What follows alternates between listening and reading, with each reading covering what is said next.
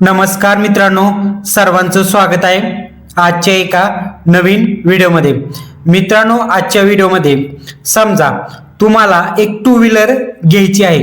गाडीची किंमत समजा उदाहरणासाठी आपण 85,000 रुपये धरलेले। 85,000 रुपयाच्या ठिकाणी 90,000 रुपयाची टू व्हीलर असेल किंवा 95,000ची असेल, 1,00,000 रुपयाची असेल, किती जरी त्या गाडीची किंमत असेल तरी त्या गाडीला टोटल तुम्ही व्याज किती लागणार आहे किंवा तुम्हाला महिन्याला हप्ता किती लागणार आहे, गणित कसं करायचं तुम्ही हा व्हिडिओ बघितल्यानंतर तुम्हाला व्यवस्थित लक्षात येणार आहे। समजलं मित्रांनो? आपण उदाहरणासाठी गाडीची जी किंमत आहे ती 85,000 रुपये धरलेली आहे आणि व्याज दर 12% धरलेला आहे आणि टोटल 20,000 रुपये आपण डाऊन पेमेंट भरणार आहे। कारण आपण गाडी घेताना डाऊन पेमेंट भरतो 20,000 रुपये आपण एक उदाहरणासाठी धरलेला आहे आणि गाडीसाठी टोटल 24 महिन्यांची फेड आहे, म्हणजे 2 वर्षाची फेड आहे।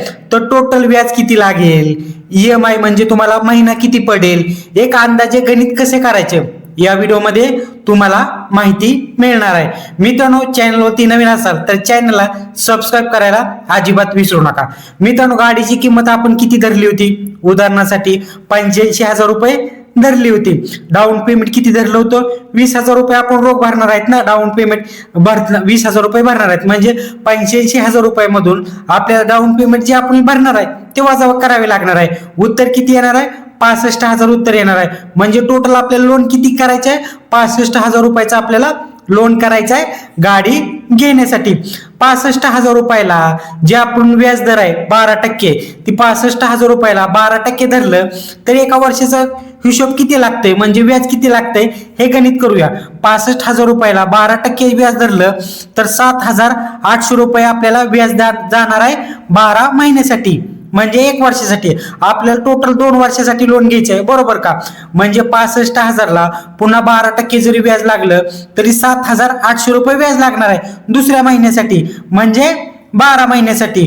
म्हणजे 2 वर्षाचा हा हिशोब होणार आहे। 12 आणि 12 24 महिने होणार आहे। टोटल 7,800 प्लस 7,800 या दोन्हींची बेरीज केली तर 15,600 रुपये व्याज लागणार आहे आपल्याला 24 महिन्यासाठी, म्हणजे 2 वर्षासाठी। समजलं मित्रांनो? आता लोन किती आहे आपलं, टोटल 65,000 रुपयाचं लोन आपण घेतलेलं आहे आणि त्याला व्याज किती लागलेलं आहे, 15,600 रुपये आपल्याला व्याज लागणार आहे। दोन्हीची जर टोटल बेरीज केली तर आपली टोटल रक्कम किती जाणार आहे हे आपल्याला लक्षात येणार आहे। टोटल बेरीज केली तर 80,600 रुपये आपल्याला टोटल पैसे जाणार आहेत लोन प्लस व्याज। समजले? आता EMI किती पडेल 1 महिन्यासाठी हे गणित करूया। आपला जो टोटल हिशोब आला होता व्याज आणि लोन 80,600 रुपये, याला आपल्याला जो आपला 24 महिने आहे म्हणजे 2 वर्ष आहे याच्या बरोबर भागाकार करायचा आहे। भागाकार केल्यानंतर उत्तर किती येणार आहे, 3358 रुपये। म्हणजे तुम्हाला महिना किती पडणार आहे, 1 महिना तुम्हाला महिना म्हणजे EMI किती पडणार आहे, 3,358 रुपये पडणार आहे। समजलं मित्रांनो? आता यात एक सूचना तुम्ही लक्षात घेणं महत्वाचं आहे, हिशोबात प्रोसेसिंग फी GST समाविष्ट केली नाही। बँक किंवा फायनान्स कंपनीनुसार हे शुल्क वेगळे असू शकते।